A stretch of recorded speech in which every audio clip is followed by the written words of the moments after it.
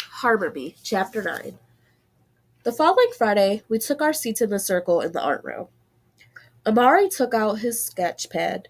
Ashton and the other guys started flipping through the comic books, and me and Holly talked to each other.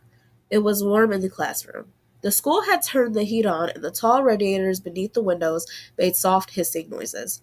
We started peeling off our jackets and uniform sweaters.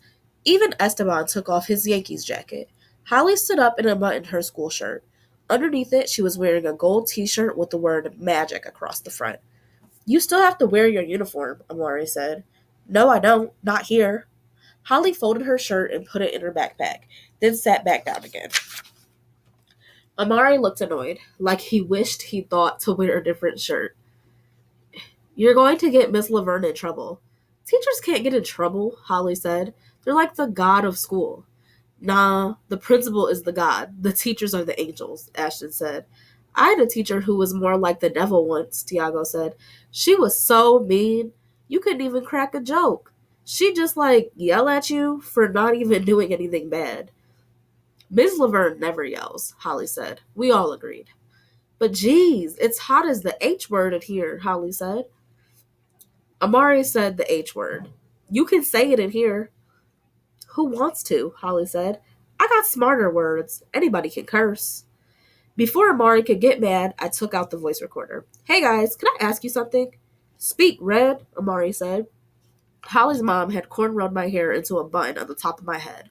I thought it looked less red when it was in cornrows, but I guess Amari didn't think so. I explained to them about the recorder and played part of what I had recorded the night before. It's like you're trying to remember us, Amari leaned back in his chair. We're right here, though. But I guess, in an hour, we won't be. And maybe next week we won't even be in this room again. Like that kid that moved away who used to be in our class. Remember him? Ashton added. He looked at me. We don't have his voice anymore. That dude never talked, Amari said. We never had his voice.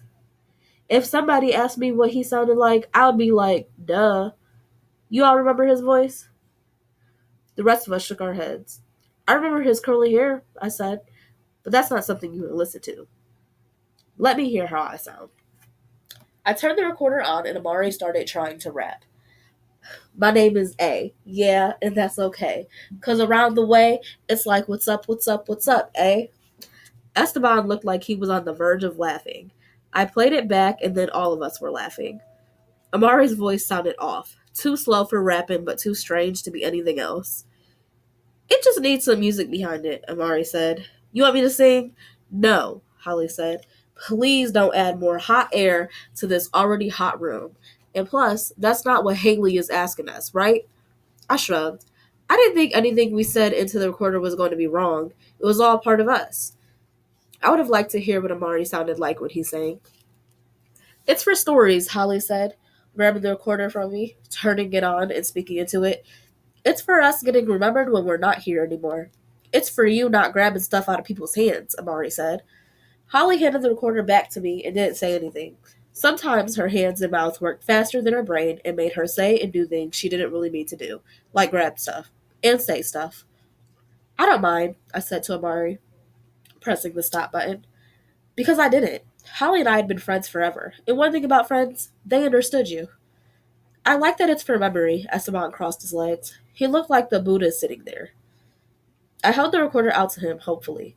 You want to try? You just push this button. Then you can tell the world about your dad. You can tell them your whole story. I don't know if I want to do that. Esteban pushed the recorder back to me. My uncle says that when you tell stories, it's like letting out all the scared inside of you. It's like you help stuff make sense. Esteban looked down at the jacket he had dropped over his lap. Then he started touching it gently, like he was remembering something about it. It makes me too sad, he said. I don't know if my poppy is cold or hot or hungry or scared right now. He took a deep breath. I don't know anything. Nobody in my family does. But what about the stuff you do know, E? Amara asked. If you talked about all the stuff you know, and the things you remember from before, Ashton added, would that make it not so bad? Esteban shrugged. ARTT, Amari said. A room to talk. We got you, E. Esteban reached out for the recorder. His nails were bitten so deep there was a ring of pink skin at the top of his fingers. It looked painful. After a minute, he curled his fingers over the recorder and took it from me. Okay, he said. I think I do want to talk. About him. About my poppy.